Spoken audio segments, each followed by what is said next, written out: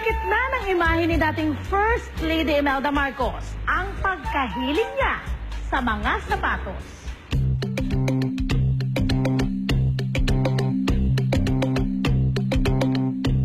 Mula sa kanyang koleksyon ng 3,000 pares sa mga sapatos noong rehimeng Marcos, 800 dito ay matatagpuan ngayon sa Marikina Shoe Museum. Actually po, request po ng local government of Marikina kay First Lady Imelda Marcos yung mga natitirang pair of shoes na nasa kanya. Magkahalong international at local brand sa mga sapatos ni Imelda.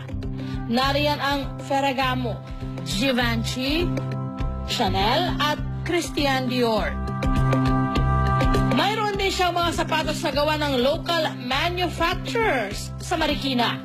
Bago po namin i-present sa market yung aming design, binibigyan po namin si First Lady Imelda Marcos na at least 10 pairs of shoes every week. Pero alam niyo ba kung bakit may ilang pares ng sapatos si Imelda na magkakapareho ng disenyo? She's around 5'8" to 5'9" tall. So kaya po yung ilang designs po ng shoes niya, with the same design, the same color, but different in height. Kasi po si former President Boaz may mas lower po ng konti sa kanya.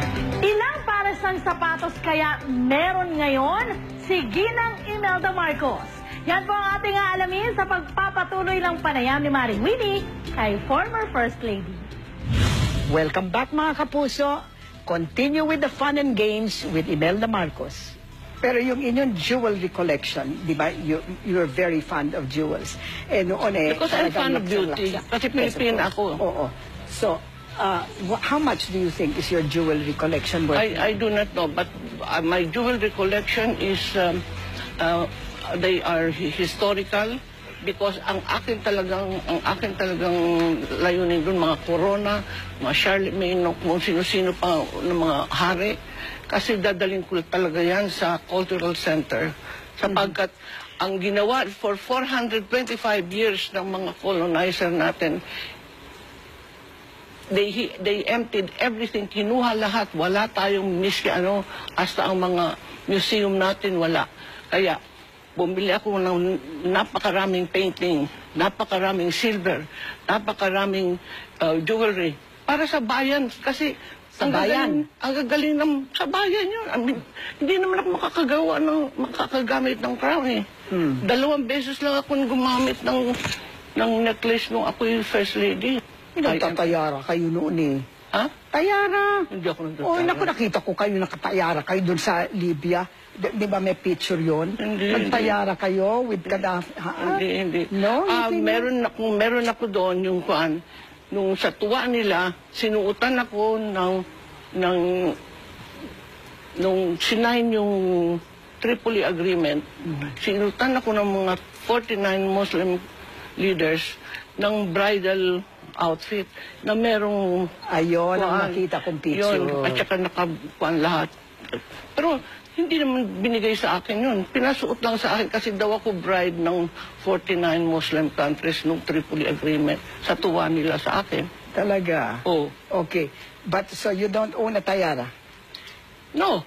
I do not wear a tiara because hindi ako santo. Hindi ako reyna. But you own one? Several. But it is going to be... I'm going to give it to the museum. Hindi to biro. I am not... You are going to will it to the museum?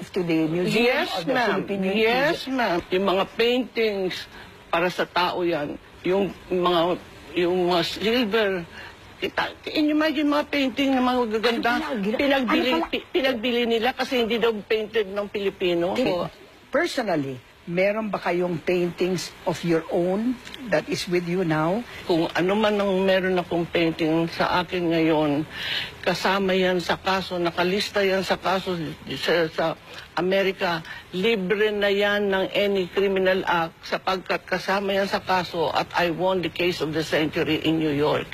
That was all listed, the jewelry, the painting, that's not stolen. When did you get this obsession? Pardon me for calling it obsession, but this desire for shoes. No, I have no desire. What? 3,000 pairs of shoes and you have no desire? How can you say that? Alam ninyo, the reason for that was because I was promoting the shoes of Marikina. na ang Marikina was Mrs. earning... Marcos, please, your shoes were mga Charles, whatever, Jordan, and No. how can that be shoes of Marikina naman? Winnie, nagkukuhan ako, bumibili ako ng mga imported para parang example naman sa mga local shoes para maging world class. So ngayon, how many pairs of shoes do you have? in your Siguro mas closet? marami pa sa 3,000. Ngayon, Kasi naawang mga tao sa akin, wala na akong sapatos. Pinagbili na ni Cory at kung saan na ginamit. so you have now more than 3,000. Baka Bakit kayo nakasapatillas na ganyan? Paano natalisod ako But usually you will wear the shoes that were bought. Pero How many of those shoes in your closet are foreign made and how many are locally made? ngayon kasi mga regalo, mapaka 50-50. Ganon. Kasi- Ano ang favorite niyong sapatos? Yung malambot, ang favorite kong sapatos is Padril kasi I'm a working lady. I have never Canvas. seen you in espadrilles. Yes, my dear. Because you have not seen me enough. Really? So this thing about your 3,000 shoes is grossly